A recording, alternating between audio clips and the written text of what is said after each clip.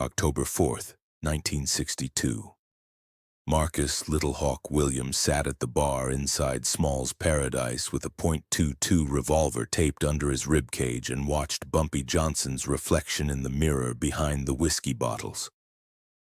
3 feet of mahogany separating them. Close enough to hear Bumpy laugh at something Illinois Gordon said. Close enough to smell his cologne, something expensive, cedar and tobacco. The bartender, an old man named Clarence, kept polishing the same glass over and over, his hands moving but his eyes dead. Focused on Marcus like he could see straight through to the gun. Marcus had rehearsed this moment for 6 days. Wait until Bumpy stands to leave. Follow him to the bathroom hallway where it's darker, quieter, 2 shots to the back of the head. Walk out through the kitchen. $50,000 would be in a locker at Penn Station by midnight. But then Bumpy did something Marcus hadn't planned for, something so simple it rewrote everything. He turned around, looked Marcus straight in the eyes and said, "You going to drink that or just hold it?" The question wasn't about the bourbon, and Marcus knew it. Vincent Gigante had tried everything else, so he went looking for someone stupid enough to take a suicide mission. 3 weeks before Marcus Williams walked into Small's Paradise with a gun, Anthony Costa sat in a social club in Little Italy counting the ways they'd failed to kill Bumpy Johnson. Ambushes in the street, Bumpy saw them coming. Poison in his food. Bumpy had tasters. Professional hitmen, they ended up in the East River, or worse, working for Bumpy. The Italian mob had spent 3 years and God knows how much money trying to remove one 57-year-old man from Harlem, and that man was still standing. Costa needed someone new. Someone Bumpy wouldn't see coming. Someone desperate enough to try and inexperienced enough not to know better. That's when Marcus Williams's name came up. Marcus was a low-level numbers runner in the Bronx, 26 years old, drowning in debt. His mother needed medication that cost more than he made in a month.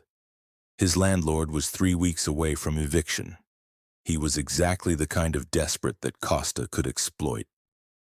Some people say Costa chose Marcus specifically because he knew the kid would fail. That the whole plan was just to probe Bumpy's defenses to see how he'd react.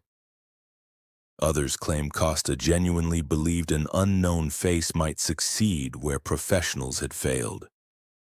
Either way, Costa made the approach on September 12th, and by September 15th, Marcus had agreed to kill a man he'd never met. The deal was simple on paper: $50,000, a new identity, and a fresh start anywhere in America. All Marcus had to do was walk into Small's Paradise on a Thursday night and put 2 bullets in the back of Bumpy Johnson's head. Costa gave him a .22 revolver from a pawn shop, cash for expenses, and 3 weeks to study his target. What Costa didn't tell Marcus was that the $50,000 didn't actually exist, that the new identity was a fantasy, and that every other person who'd taken this job had ended up dead or disappeared. Marcus spent those 3 weeks watching Bumpy. He learned the patterns: Small's Paradise on Thursdays, Lenox Lounge on Fridays, the Apollo on weekends. He learned that Bumpy always went to the bathroom alone around 10:15 p.m. He learned that the bathroom hallway at Small's Paradise was narrow, dimly lit, and usually empty. That 30-second window became Marcus's entire plan. Get Bumpy alone in that hallway, take the shot, walk out through the kitchen. Simple, clean. Foolproof. Except Marcus didn't know that Clarence the bartender had noticed him on his second surveillance visit. Didn't know that Clarence had mentioned the suspicious kid to Bumpy a week ago. Didn't know that Bumpy had already run a background check, found out about his mother's medical bills, traced the connection back to Anthony Costa, and understood exactly what was happening. Marcus thought he was hunting. He didn't realize he was the one being hunted. Clarence Davis had been working at Small's Paradise for 19 years, and he knew the difference between a customer and a threat. On September 28th, a Thursday night, Clarence noticed Marcus sitting at the bar. The kid ordered a bourbon, nursed it for 2 hours, and never took his eyes off Bumpy's table. Not unusual. Lots of people watched Bumpy. But something about the intensity bothered Clarence. The way Marcus's hand kept moving to his ribcage. The way he checked his watch every 10 minutes like he was timing something. The way he left the moment Bumpy stood up to use the bathroom, like he'd only been waiting for that specific moment. Clarence mentioned it to Samuel, one of the floor managers. Samuel mentioned it to Illinois Gordon. Illinois mentioned it to Bumpy. And Bumpy, being Bumpy, didn't panic or increase security. He just said, "Let him come back. I want to see what he does." Marcus came back 3 more times over the next week. Always Thursday nights. Always the same routine. Bourbon at the bar, eyes on Bumpy's table, quick exit when Bumpy went to the bathroom. By the 3rd visit, Clarence was certain this kid was planning something. "You want me to grab him?" Illinois had asked Bumpy after the 3rd surveillance run. "No," Bumpy replied. "I want to know who sent him first." That's when Bumpy made a phone call to a contact in the Bronx, a woman named Dorothy Chen who ran a boarding house and knew everyone's business. Dorothy knew Marcus, nice kid, quiet, taking care of his sick mother. She also knew Marcus had been asking around about making fast money. That piece of information led Bumpy to Anthony Costa, which led him to Vincent Gigante, which confirmed what Bumpy already suspected. The Chin was trying again. Some people argue this proves Bumpy had an intelligence network that rivaled the FBI's, that he had sources everywhere, informants in every borough, eyes that saw everything. Others say it was simpler than that. Bumpy had been in Harlem long enough to know people, and people talked to people they trusted. Dorothy Chen trusted Bumpy because he'd helped her nephew avoid jail time in 1959. Clarence trusted Bumpy because Bumpy had invested in Small's Paradise when the club was struggling. Information didn't flow to Bumpy because he demanded it. It flowed because he'd earned it. Either way, by October 3rd, Bumpy knew Marcus was coming. He knew when, he knew where, and he had a pretty good idea of how. The only question left was, what was he going to do about it? Marcus Williams arrived at Small's Paradise on October 4th at 8:30 p.m., and for the next 90 minutes he sat at that bar trying not to fall apart. The gun taped under his ribcage felt like it weighed 50 pounds. Every time he shifted position, the tape pulled at his skin. Every time someone walked past, he was certain they could see the outline of the weapon through his jacket. The bourbon in front of him had gone warm. He'd taken maybe 3 sips in an hour and a half. Bumpy was at his usual table with Illinois Gordon, Mouse Williams, and 2 others Marcus didn't recognize. They were passing papers back and forth, discussing something that involved a lot of numbers. Business. Normal Thursday night business. Bumpy looked relaxed, occasionally laughing, completely unaware that someone 3 feet away was planning to kill him. Except Bumpy wasn't unaware. At 9:45 p.m., he'd glanced at the bar, seen Marcus, and recognized him immediately from Clarence's descriptions. For just a second, Bumpy's eyes had locked with Marcus's reflection in the mirror. Then Bumpy had gone back to his conversation like nothing happened. That moment should have told Marcus everything. Should have made him realize he'd been made.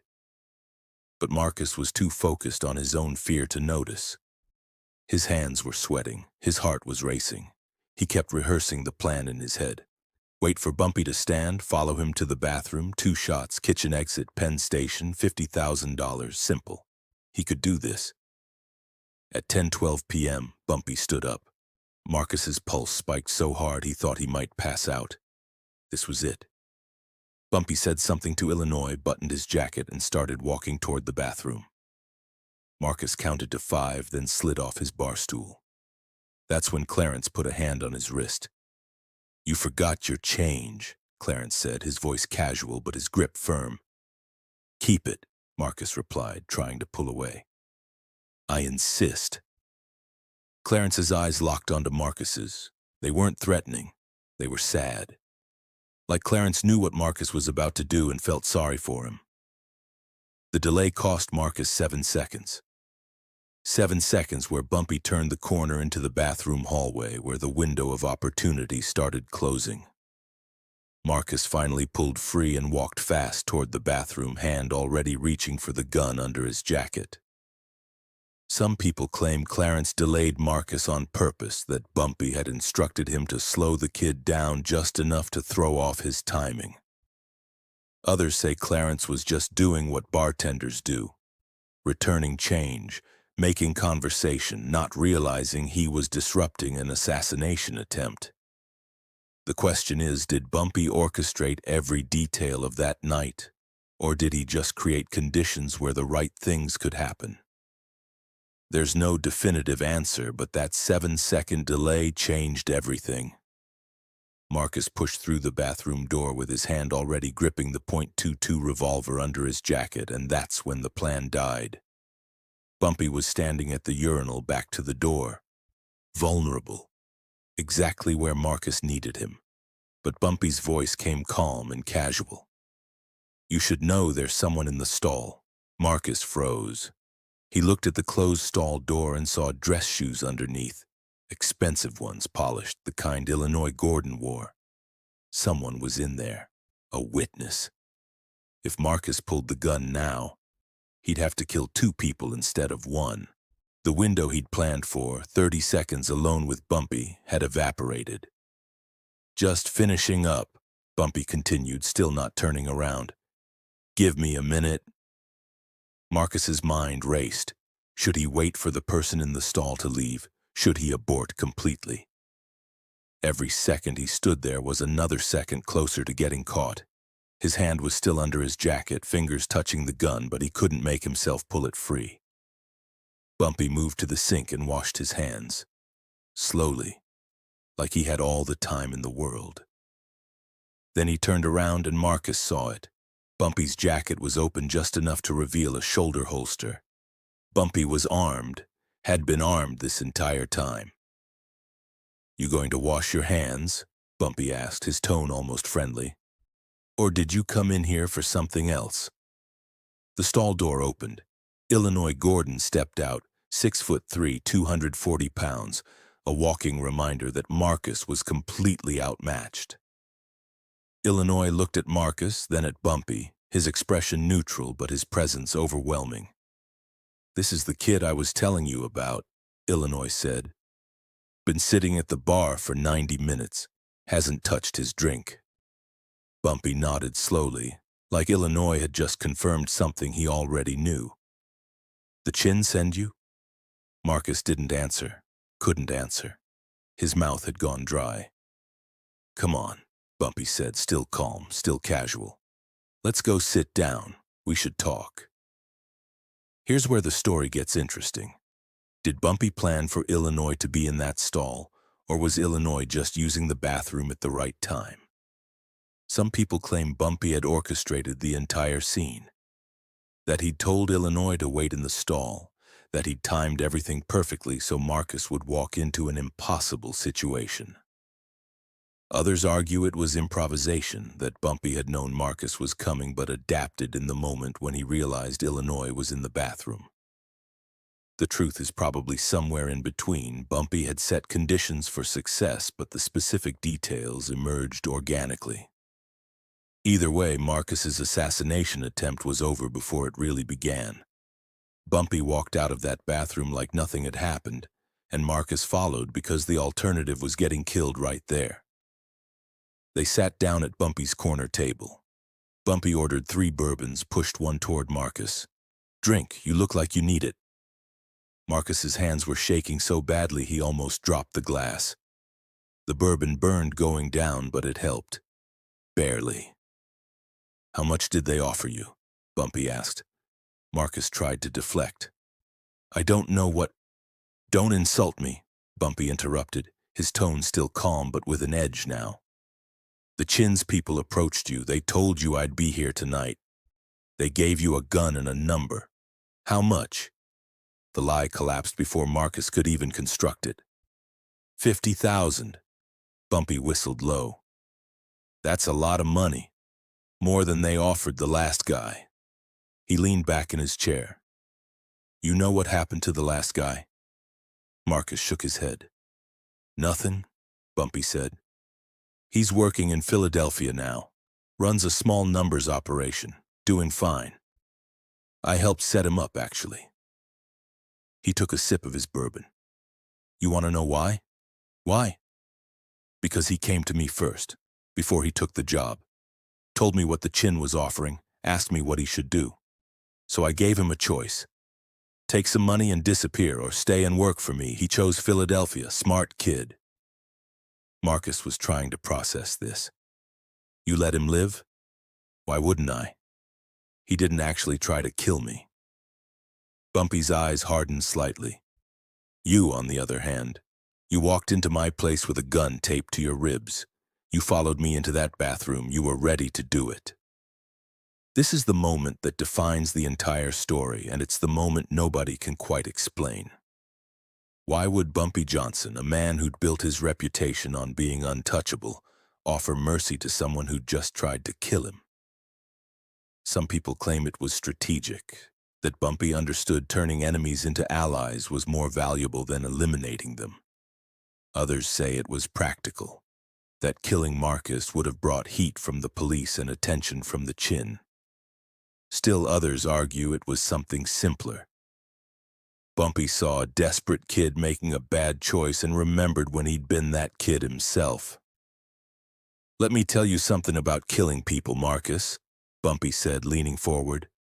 It's not like the movies, it changes you.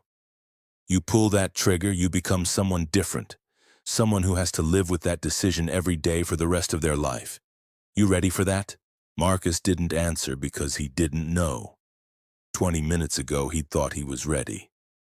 Now, sitting across from the man he'd come to kill, he wasn't sure he'd ever been ready. I didn't think so. Bumpy's voice softened. Here's what's going to happen. You're going to take that gun out, slowly, very slowly, and you're going to put it on the table. Then you're going to tell me everything. Who approached you, when, where, what they told you, every detail. And if I believe you're being honest, I'll let you walk out of here. And if I don't? Marcus asked. Illinois shifted in his seat. The implied threat was clear. Let's not find out, Bumpy said. Marcus told Bumpy everything, and what he learned in return made him realize how close he'd come to dying for nothing. He explained how Anthony Costa had approached him 3 weeks ago, how they'd met in a diner in the Bronx, how Costa had shown him photographs of Bumpy, told him about the Thursday routine at Small's Paradise, explained how the bathroom hallway would give him a clean shot, how they'd promised $50,000 in a locker at Penn Station the moment Bumpy's death was confirmed. Bumpy listened without interrupting. When Marcus finished, Bumpy was quiet for a long moment. Then he said something that made Marcus's stomach drop. They lied to you. What? They lied. There's no $50,000 at Penn Station. You think the Chin's going to leave that kind of money in a locker for some kid he doesn't trust? Bumpy shook his head. You kill me. You go to that locker. It's either empty or full of cops. Either way, you're not getting paid. Marcus felt the room tilt. How do you know? Because this isn't the first time they've tried this. 4th time in 3 years, actually. Same pattern every time. Find some desperate kid, offer them money they can't refuse, promise them a new life. The kid either chickens out, gets caught, or gets killed trying. Either way, the Chin doesn't pay. Why would he? You're not a professional. You're disposable. The logic was brutal and obvious once Marcus heard it. Costa didn't know him. Didn't owe him anything. Why would they actually pay? The whole setup was designed to be risk-free for the Chin. If Marcus succeeded, great. Bumpy's dead. If Marcus failed, they lost a $20 gun and a kid they never cared about. So what now? Marcus asked quietly. Bumpy poured him another bourbon. Now I make you the same offer I made the last guy. You can leave New York. I'll give you $5,000, real money, not promises, and a contact in Baltimore. You start over, or you can stay in Harlem and work for me. Not as muscle, I've got enough of that. But you're smart enough to see opportunities and smart enough to know when you're in over your head. That's valuable. Here's where interpretations diverge wildly. Was Bumpy genuinely offering Marcus a second chance, or was he recruiting someone he could control through gratitude and debt? Some historians argue Bumpy was building loyalty the way he always did, by helping people when they were desperate, then collecting on that help later. Others claim Bumpy genuinely believed in rehabilitation, that he'd been given second chances himself and wanted to extend the same. The evidence supports both interpretations, which might be the point. Maybe Bumpy's motivations were complex enough to be both manipulative and generous at the same time. "Why would you trust me?" Marcus asked. "I don't trust you. Not yet. But I believe in second chances." Bumpy's expression softened slightly. "Look, I know why you took this job. I know what it's like to need money so bad you'll do things you never thought you'd do. The difference is I'm offering you a way out that doesn't involve killing someone or ending up dead yourself." Illinois had been silent this whole time, but now he spoke. "Boss, you sure about this?" "Yeah," Bumpy said, "I'm sure." Marcus Williams had walked into Small's paradise that night with one plan, and now he was being offered something he hadn't even known to want, a future.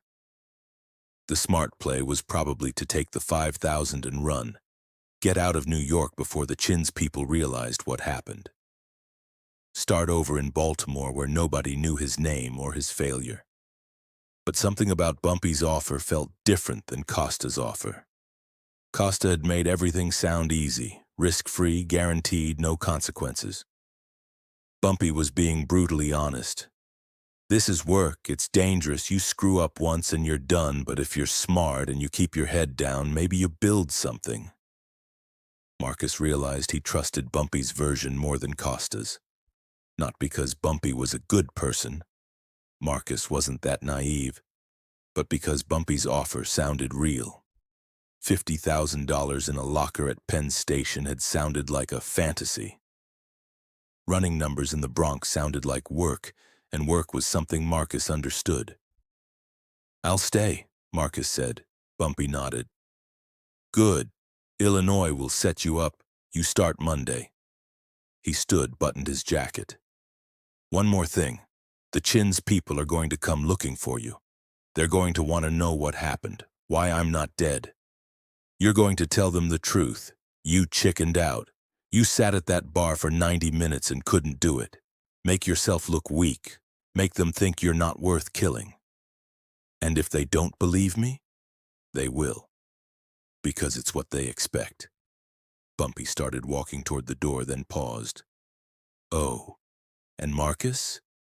If I ever find out you're working for them or talking to them or even thinking about them, I won't have this conversation again. We clear?" "Yes, sir." "Good, now get out of here. Illinois will find you tomorrow." Marcus watched Bumpy walk out of Small's paradise surrounded by his people, and for the first time that night he felt like he could breathe. He reached under his jacket and felt the absence where the gun had been. Bumpy had taken it, kept it. Marcus wondered if that was insurance or a reminder or both. What Marcus didn't know, what he wouldn't learn for years, was that Bumpy had already paid his mother's medical bills that afternoon. $5,000 to a hospital in the Bronx, anonymous donation, exact amount needed to clear her debt. Some people claim this proves Bumpy had planned to recruit Marcus all along, that the mercy was calculated from the start. Others say Bumpy made the decision in that bathroom, saw an opportunity and moved fast. Either interpretation makes sense, neither can be proven. Marcus Williams worked for Bumpy Johnson for 6 years, and in that time he never once regretted the choice he made at Small's paradise. He ran numbers in the Bronx, kept his head down, and learned how Bumpy's operation actually worked. It wasn't just violence and intimidation. Though there was some of that, it was relationships. It was knowing which politicians needed money and which needed problems solved. It was understanding that power came from being useful to enough people that removing you created more problems than keeping you around. Marcus was good at it. Smart enough to see opportunities, disciplined enough not to take stupid risks. By 1965, he was running his own crew, handling collections for 3 neighborhoods.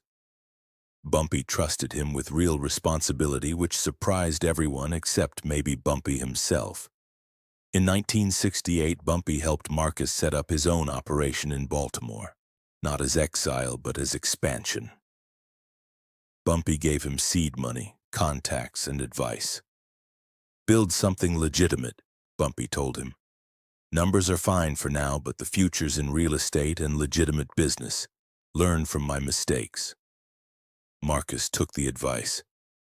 By 1975, he owned 4 apartment buildings in Baltimore, a dry cleaning business, and a restaurant.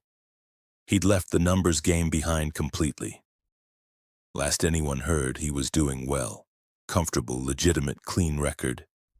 The .22 revolver Marcus had brought to Small's Paradise that night? Bumpy kept it in a desk drawer for years. Some say it was a reminder of the night he'd turned an enemy into an asset. Others say it was insurance, a piece of evidence he could produce if Marcus ever betrayed him. Mouse Williams, who cleaned out Bumpy's office after he died in 1968, found the gun and threw it in the East River.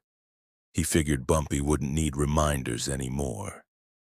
Vincent Gigante tried to kill Bumpy Johnson 7 more times between 1962 and 1968, and every single attempt failed for the same reason Marcus Williams failed. Bumpy saw them coming. The pattern was always the same.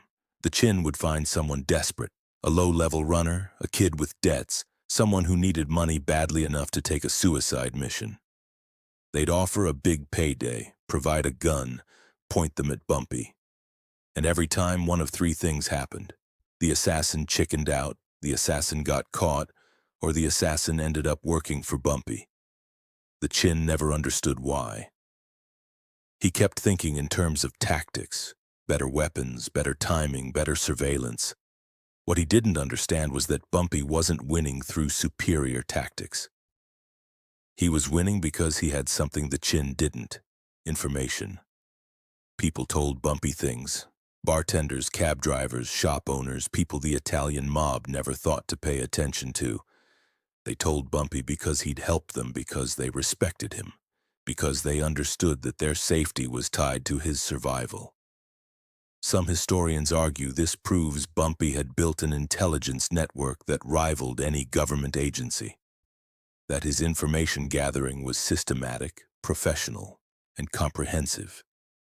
Others claim it was simpler. Bumpy had been in Harlem long enough to earn trust, and trust meant information flowed naturally. The truth is probably both. Bumpy was intentional about building relationships, but those relationships created organic information flow that he didn't have to force. Either way, the Chin never cracked the code. He kept sending assassins, they kept failing. And by 1967, even the Chin had to admit that killing Bumpy Johnson wasn't worth the cost anymore. He'd lost too many soldiers, too much money, too much respect. When Bumpy died in 1968, it was from a heart attack, not a bullet. The Chin probably felt cheated. Here's what I keep coming back to. What if Marcus had been 7 seconds faster in that hallway? What if Clarence hadn't delayed him at the bar? What if Illinois hadn't been in the bathroom? What if Marcus had caught Bumpy alone, pulled the trigger, and succeeded? Everything would be different. The Chin would have taken over Harlem. The power structure of New York's underworld would have shifted. The neighborhood that Bumpy had protected for decades would have fractured. But that's not what happened. And the reason it didn't happen wasn't because Bumpy was bulletproof or superhuman. It was because he'd built systems that protected him. He had Clarence watching the bar. He had people like Dorothy Chen feeding him information. He had enough goodwill in the community that when someone was planning to kill him, someone else told him about it. Was that genius? Was that luck? Was it just the natural result of spending 30 years building relationships? Probably all three. The best operators don't choose between planning and improvisation. They create conditions where good luck becomes more likely and bad luck becomes less damaging. Marcus Williams walked into Small's Paradise that night with a gun and a plan. He walked out with a job and a future, and Bumpy Johnson walked out with another soldier in his army, another person who owed him, another reason why killing him was harder than anyone thought. Some people call that manipulation. Some call it mercy, some call it genius. Bumpy probably called it Thursday. The truth about October 4th, 1962 is that an assassin sat 3 feet from Bumpy Johnson with a loaded gun, and something went wrong. Or depending on how you look at it, something went exactly right. Next week, we're covering the night Bumpy Johnson negotiated a truce between 5 different Harlem gangs in a single meeting, and why that truce lasted longer than anyone expected. You're going to want to hear that one. Hit that like button if this story made you think differently about power and second chances. Subscribe if you haven't already. We're dropping these deep dives every week. And drop a comment. If you were Marcus, would you have taken the job in the Bronx or the 5,000 and run? Let me know. Remember, sometimes the most dangerous person in the room isn't the one with the gun. It's the one who knows the gun is there and has already planned for it.